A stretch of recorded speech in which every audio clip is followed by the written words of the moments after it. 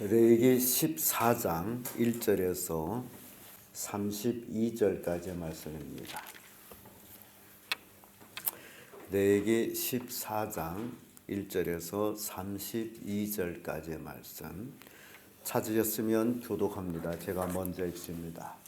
여호와께서 모세에게 일러 가라사대 문동 한가에 성결 드리는 날이 되었느니라 하니 그 사람을 제사장으로 내려갈 것이요 제사장은 진에서 나가서 진찰할지니 그 환자에게 있는 문둥병 환자가 나았으면 제사장은 그를 위하여 명하여 전과 새 두 마리와 백향목과 홍색소와 수초를 가져오게 하고 제사장은 또 명하여 그 새 하나는 흐르는 물 위 질그릇 안에서 잡게 하고 그 새는 산대를 피하여 백향목과 홍색소와 수초와 함께 가져다가 흐르는 물 위에서 잡은 새 표를 찍어 문둥병에게서 정결함을 받은 자에게 7번 뿌려 장하다 하고 그 산새는 들에 놓을지며 정결함을 받는 자는 그 옷을 빨고 모든 풀을 밀고 물로 몸을 씻을 것이라.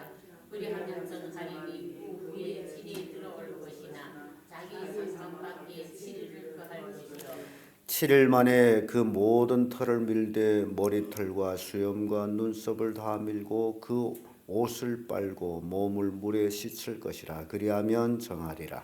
제8일에 그는 흠없는 어린 수양들과 1년 된 흠없는 어린 양양 하나를 또 가루기와 3분 1의 기름 섞은 소집과 기름 한 놈을 할 것이요 정결케 하는 제사장은 정결함을 받은 자와 그 물건들을 회막 문 여호와 앞에 두고 어린 수양 하나를 취하여 기름 한 뼘과 어울러 첫 번째로 드리니 요 앞에 그들로 여제를 삼고 그 어린 수양은 거룩한 장소 곧 속죄제와 번제 희생 잡는 곳에서 잡을 것이며 속건 제물은 속죄 제물과 일례로 제사장에게 돌릴지니 이는 지극히 거룩한 것이니라.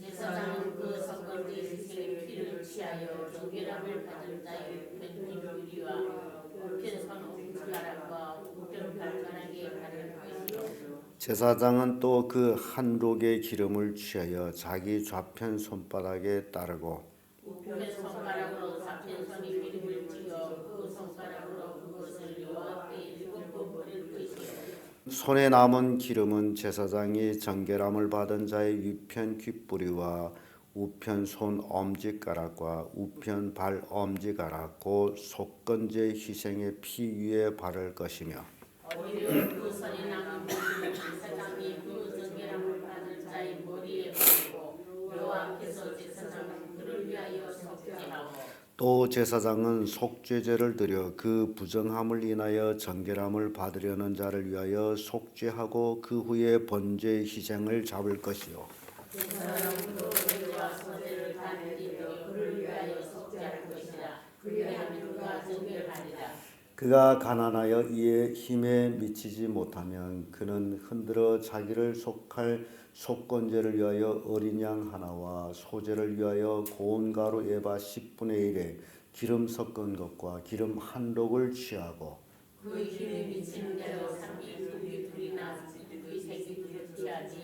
하나는 속죄 제물로 하나는 번제 물로 삼아 제8일에 그 결례를 위하여 그들을 회막 문 여호와 앞 제사장에게로 가져갈 것이요 제사장은 속건제 어린 양과 기름 한 놈을 취하여 여호와 앞에 그들의 여제를 삼고 속건제 어린 양을 잡아서 제사장은 그 속건제 희생의 피를 취하여 정결함을 받을 자의 우편 귓뿌리와 오른편 엄지 손가락과 우편 발 엄지가락에 바를 것이요 제사장은 그 기름을 자기 손바닥에 따르고 우편 손가락으로 좌편 손에 기름을 조금 찍어 여호와 앞에 7번 뿌릴 것이요 그 손에 기름 제사장의 정결함을 받은 자의 우편 귀리와 우편 엄지 손가락과 우편 발가락에 꺾고 소지 희생의 피를 바른 곳에 바를 것이며 또 그 손에 남은 기름은 제사장이 그 정결함을 받은 자의 머리에 발라 여호와 앞에서 그를 위하여 속죄할 것이며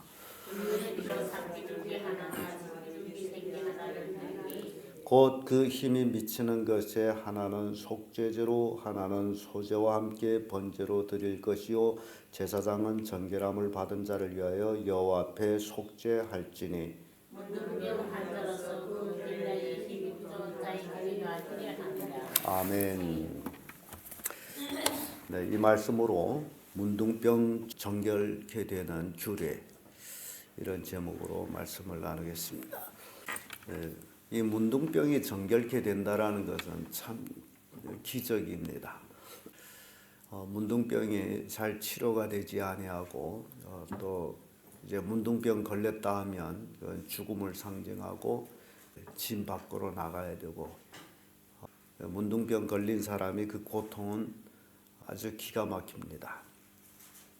그런데 이 문둥병을 오늘 우리에게 교훈을 주는 건 죄 지은 사람의 모습을 예표하고 있는데, 많은 사람들이 문둥병자는 문둥병에 걸려서 진 밖으로 쫓겨나고 가족하고 결렬되고 하나님과의 관계가 끊어지고 그런 고통을 문둥 환자들은 당하고 있는데도 불구하고 오늘 현 시대에 하나님을 믿는다라는 사람들이 죄를 짓고 그 죄의 결과가 어떠한 것인지를 모르고 있다라는 겁니다. 문둥 환자는 그 고통이 심한 것을 알고 있지만은 죄 지은 사람은 아직 그걸 모르고 있다라는 거예요. 그래서 문둥병으로 인하여 진 밖에 쫓겨나간 자가 다시 정결 예식을 통하여 이스라엘 공동체 안으로 들어오는 것은 죄로 인하여 하나님과 교제가 끊어진 죄인들이 죄의 문제가 해결받고, 즉 예수 그리스도를 통하여서 죄 사함 받고 나서 다시 하나님과 이제 영적 교제가 회복되는 의미를 지금 이 문둥병자가 치료받은 정결 의식을 통해 가지고 우리에게 보여주고 있습니다. 본래는 문둥병이 걸리면 하나님과의 관계가 끊어지고 진 밖으로 쫓겨나가서 이스라엘 진영 밖에 있어야 되는데, 치료받았다면 다시 돌아오고 다시 하나님과 교제가 되는 것, 죄로 인하여서 죽을 수밖에 없었던 사람들이 예수 그리스도를 통해 가지고 하나님의 자녀가 되는 그 회복의 과정을 문둥병을 통해 가지고 보여주는 겁니다. 그래서 이 레위기 14장에 통해 가지고 문둥병의 정결 의식 규례가 오늘날 그리스도인들이 죄 사함 받은 그거하고 똑같은 의미를 가지고 있다라는 겁니다. 그러면 문둥병자 정결해지는 규례가 어떤 것인지 우리가 살펴봅니다. 정결해지기 위해서는 문둥병자를 제사장한테로 이제 데려가는데, 제사장은 문둥병자와 같이 그 나음을 받았다라고 하는 자를 진 밖에서 봐요. 이게 이스라엘 그 진영 밖을 얘기합니다. 문둥병이라면 쫓겨나가기 때문에. 그래서 진영 밖에서 진찰을 해보고 나았네, 환처가 나았다, 나았네. 그러면 제사장이 정하다라고 판결됐으면 그는 다시 자기 처소 앞에 한 주간 또 집에 들어가지 못하고 그 처소 바깥에서 또 지내야 돼요. 나았는지 어쩐지. 그리고 나서 정결 의식을 행하게 되는데, 산새 2마리, 그리고 백향목, 홍색실, 우슬초 이런 것들을 준비하게 되어 있습니다. 그 산새 2마리를 가지고 한 마리는 흐르는 물에서 질그릇에 담아가지고 거기서 잡습니다. 이 흐르는 물이 흐르면 썩지 않고 고이면 썩어요. 그래서 흐르는 물은 생명을 상징합니다. 예수 그리스도께서 십자가에 못 박혀서 물과 피를 다 쏟으셨다라는 그런 의미에서 물, 생명을 상징하고, 질그릇은 우리 육체의 몸을 상징합니다. 그래서 고린도후서 4장 7절에 보면 우리가 이 보배를 질그릇에 가졌으니라는 그런 고백을 합니다. 예수 그리스도의 보배. 그래서 이 새 한 마리를 잡는다라는 것은 예수 그리스도의 십자가의 죽음을 상징합니다. 그래서 흐르는 물에서 잡아가지고 질그릇에 담아서 잡습니다. 그리고 또 필요한 것이 백향목, 홍색실, 우슬초. 그래서 이 나머지는 이 질그릇에서 잡은 그 새 피를 이 백향목, 홍색실, 우슬초 그리고 다른 한 새에게 뿌려가지고 들여나가서 날라보냅니다. 그 의미는 부활을 상징합니다. 죄사함 받은 그런. 그래서 이 백향목은 생명력을 상징하죠. 그 메마른 광야에서 꼬불꼬불하면서 자라나는 그 생명력, 강한 생명력. 그래서 백향목은 부패 제거제로도 사용됐습니다. 그리고 홍색실은 그 피, 구원을 상징합니다. 예수 그리스도의 십자가 피, 대속, 하나님의 그 은총. 그리고 우슬초는 죄를 정결케 하는 것. 그래서 시편 기자는 51편 7절에 우슬초로 나를 정결케 하소서. 거기에 이제 그 잡은 새의 피를 뿌려 가지고 그리고 그 새를 날라보냅니다. 노아즘으로 죽음의 고통에서 부활하신 예수 그리스도를 상징합니다. 문둥병자는 노임받은 산새처럼 모든 죄와 죽음에서 해방되어 자유하게 되었다라는 상징을 담고 있습니다. 이게 문둥병자가 정결 의식하는 그 이제 의식 규례예요. 이렇게 하면 정결해져요. 그리고 나서 또 있어요. 그리고 나서 8일 만에 제사를 드립니다. 속건제, 속죄제, 번제, 그리고 소제 이런 것들을 드려집니다. 그래서 이 8일 만에 드려진다라는 것을 우리가 생각할 때 이 팔자를 생각하게 되면 아이를 낳아서 8일 만에 남자아이는 할례를 행합니다. 예수님도 8일 만에 할례를 받았죠. 그래서 할례 예식이 있어가지고 제일 처음으로 제8일에 할례를 받은 자가 바로 이제 이삭이었죠. 그리고 또 8일에 사건이 일어납니다. 예수 그리스도의 부활의 사건이 8일 만에 일어납니다. 안식일 다음 첫날에 예수 그리스도가 부활하셨죠. 8일입니다. 그 8이라는 숫자는 구원의 완성수예요. 그래서 구약에서 888이라는 이름이 있어요. 그게 여호수아라는 이름이 이제 888이라는 그런 의미를 가지고 있다.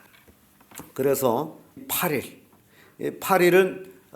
제8일에 제사를 드리게 되는 것은 지금 문둥병 정결 의식을 행했어요. 산새를 들여서 내보냈어요. 그리고 나서 8일이에요. 그리고 문둥 환자가 이제 새 생명을 얻은 상징을 보여주고 있는. 그래서 제8일에 행해집니다. 그래서 제8일에는 번제, 속건제, 속죄제, 그리고 소제 등을 드리기 위해서는 제물들이 준비되어야 되는데 흠 없는 수양, 속건제와 속죄제와 희생을 드리기 위해서 준비를 하죠. 그래서 속건제는 왜 문둥 환자가 속건제를 드려야 되느냐? 이 속건제는 배상에 해당되는 제사예요. 그러니까 속건제를 드려야 되는 것은 문둥병으로 인하여 짐 밖에 쫓겨남으로 이스라엘을 그 더럽힌 죄, 내 자신이 병 걸렸지만은 짐 밖으로 쫓겨난다는 것은 이스라엘 진영을 더럽혔다는 게 더럽혔기 때문에 쫓겨나는 거예요. 그래서 그 더럽힌 죄의 대가를 치러야 되기 때문에 속건제를 치릅니다. 그리고 속건제를 치르고 나서 속죄제를 죄 사함을 받는 제사를 드려야 됩니다. 그리고 나서 어린 양으로 번제, 하나님의 죄속에 대한 감사로 드려지는 제사를 드려지고, 그리고 기름 한 록, 이제 성령의 은총과 사역을 나타내서 하나님과의 교제를 회복시키는 것을 의미해서 그 기름을 가지고 뭐 귓불이, 손가락, 발가락, 뭐 하나님 앞에 들어가 뿌리고 등 여러 가지 행사가 이루어집니다. 이렇게 8일 만에 규례가 이루어집니다. 이러면 완전히 정결해지는 거예요. 그리고 문둥 환자는 온 몸에 털을 싹 밀었다가 새롭게 이제 태어난다라는 의미를 가지고 있죠. 그런데 가난해서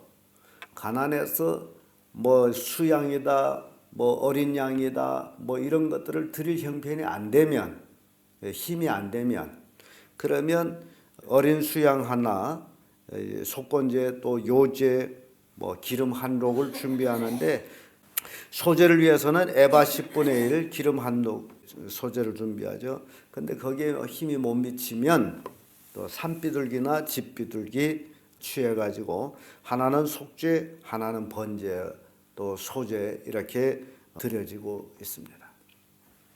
그래서 여기서 우리가 볼 수 있는 것은 하나님은 재물이 많고 적음을 구분하는 것이 아니고 힘이 모든 재물을 드릴 수 있는 힘이 되면 그대로 드리고 8일 만에 이루어지는 그대로 드리고 그게 힘에 미치지 못하면 또 재물을 좀 삭감해서 수양이나 또 산비둘기나 집비둘기 등 이런 것들로 제사를 드려졌던 모습을 봅니다. 이는 바치는 자의 마음에 관한 것인데 하나님께 드려지는 헌물은 그 많고 적음의 양적 문제가 아니라 드리는 사람 각자의 그 처한 상황에서 얼마만큼 성심성의를 다했는가 하는 질적인 문제로 힘이 자라는데, 이게 힘이라는 것은 재력을 얘기합니다. 사람마다 재력이 틀리기 때문에 힘 잘하는 것만큼 최선을 다하면 하나님이 받아주신다라는 그 말씀이에요. 그래서 각자가 뭐 제사장이 일일이 그 사람들이 재산을 점검해 보겠어요? 야, 너 집 형편에는 수, 염소, 뭐 양 다 드릴 수 있는데 왜 이렇게 가져왔나, 이런 것이 없어요. 그러니까 본인이 힘이 잘하는 것만큼 하는 거예요. 그러니까 여기에 이게 마음 상태가 지금 하나님 앞에서, 하나님 우리는 생활이 어려워가지고 이렇게 못 드리겠는데요 하면 이제 가난한 자들 대해서 재물이 이렇게 달라지는 것. 가난한 자들에게는 가난한 자의 형편에 따라서 하나님께 드려져도 똑같이 정결하게 되는 것을 보여주는 것입니다.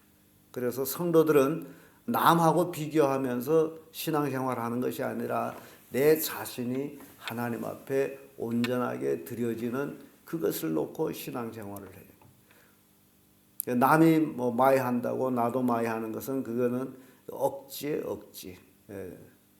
그래서 정말 하나님 앞에 내가 감사한 것. 이 문둥병자가 이렇게 치료받아서 회복이 돼서 하나님 앞에 여러 가지 제물을 드리는데, 오늘날 구원받은 성도들이 하나님 앞에 제물을 드리는 것을 아까워하고 있다. 그러면 그 마음이 지금 하나님 앞에 없다라는 것을 얘기하고 있습니다. 문둥병자가 제물을 드리는 그 모습을 보면서 이들은 정말 죽음의 고통에서 다시 이제 살아났다. 저주와 멸시를 받는 대상에서 다시 회복이 됐다. 이거는 굉장히 감격스러운 일이거든요. 근데 그들은 실제적인 생활에서 문둥병 걸려서 집 밖으로 쫓겨나갔다가 회복이 돼가지고 이제 이 정결 의식을 통해서 다시 이스라엘 진영에 합류되고 가족에 합류되고 하나님 앞에 성소에 나갈 수 있다라는 것. 이거는 대단한 큰 축복이거든요. 그래서 이런 모습을 보면서 나라는 자신이 죄로 인해서 하나님 앞에 문둥병자가 똑같았는데 예수 그리스도를 믿고 구원받아 하나님의 자녀가 됐다. 그러므로 나는 하나님 앞에 이런 정결의식의 예물을 문둥한 자가 드리는 것처럼 우리는 감사의 헌물을 하나님께 마음에 우러나는, 나를 구원해 주셔서 자녀 삼아 주셔서 감사합니다라는 이런 헌물이 우리 마음에 우러나는 그런 헌물이 될 때에 하나님은 그걸 받아주신다라는 겁니다. 그래서 인색함으로나 억지로 하지 말라고 고린도후서 9장에서는 말씀을 주고 있습니다. 이렇게 긴 말씀을 통해 가지고 우리는 문둥병자의 정결의식 규례에 대해서 살펴봤습니다. 이 정결의식, 굉장히 중요한 의식이었습니다. 이 의식은 예수 그리스도를 통한 구원이었습니다. 이 구원의 감사가 오늘 현대에 살고 있는 그리스도인들에게는 넘쳐나는 감사가 되어야 됩니다.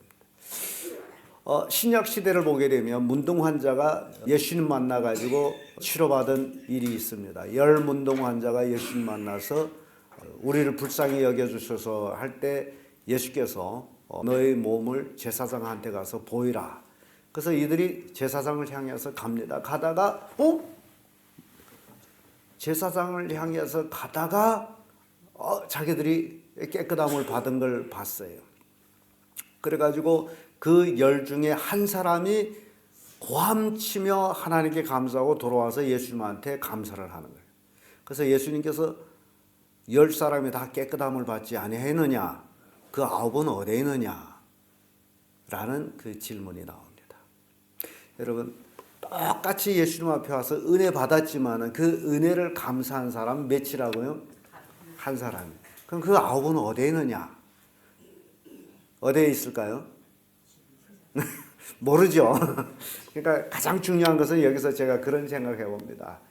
예를 들어서 병든 사람들이 하나님 이 병만 치료해 주면 내가 정말 하나님께 충성하겠습니다 라고 기도하는 사람이 있어요. 그래서 하나님이 긍휼히 여겨서 치료해 줬더니 어디 갔어요? 세상에 나가서 즐기고 있는 거예요. 그런 사람이 엄청 많습니다. 하나님이 치료해 주면 뭐 하나님 위해서 살 것 같죠?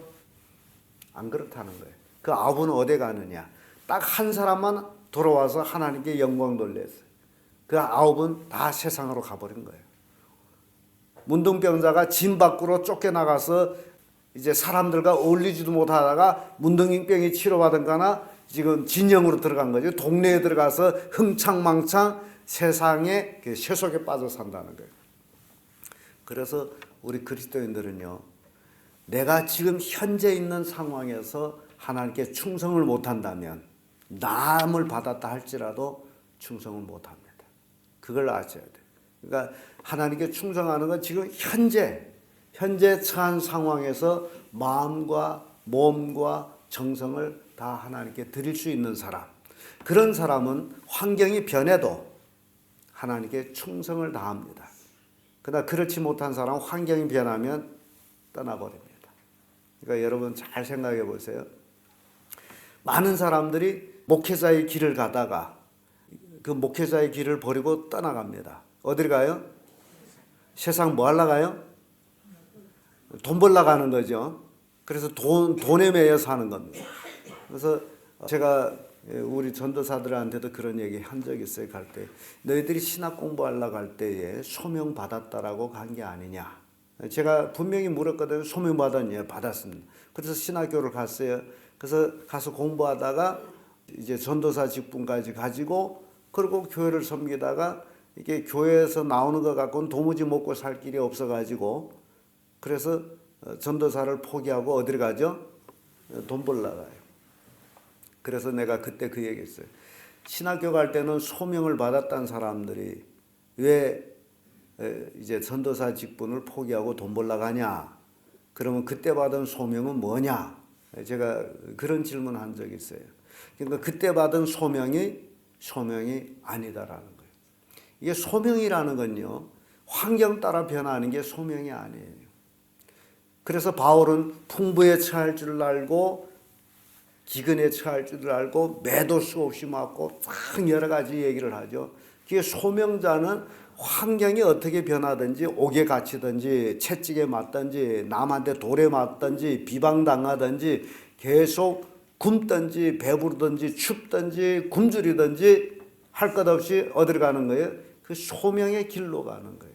이게 소명자예요. 배부르면 소명의 길을 가고 배고프면 포기하고 그게 소명이 아니라는 거예요. 그래서 신앙이라는 거 여러분들이 신앙생활 했더니 하나님 복 주네 하고서 신앙생활하는 거 하고 신앙생활하도 어려움과 고통이 연속이 지속되는데도 신앙생활하는 거 이건 다르다는 겁니다. 그래서 부자들 중에서 신앙이 참 좋은 분들이 많아요. 그들은 모든 것이 다 가회적으로는 풍성함에도 불구하고 새벽마다 나와서 하나님께 부르짖는 부자들도 있어요. 그런 사람들이 믿음은 참 신실한 믿음이에요. 물질에 의존하지 아니하고 그런 형편에서도 하나님을 의지하고 있다라는 거예요. 그러니까 여러분들이 신앙생활을 정말 잘 해야 됩니다. 누구를 의지해서 사느냐, 환경을 의지하느냐, 하나님을 의지하느냐가 여기에서 신앙으로 좌우된다는 거예요. 환경이 좋으면 다 뿔뿔이 도망치고 하나님의 일을 걷어치고 도망칠 사람들이 많다. 그래서 10문둥 환자가 다 깨끗함을 받았음에도 불구하고 한 사람만 돌아와서 하나님께 영광 돌리고 나머지 9은 다 세상으로 갔다. 그래서 예수께서 인자가 세상에 올 때 세상에서 믿음을 보겠느냐라고 말씀한 거예요. 그러니까 좋을 때는 몰라요.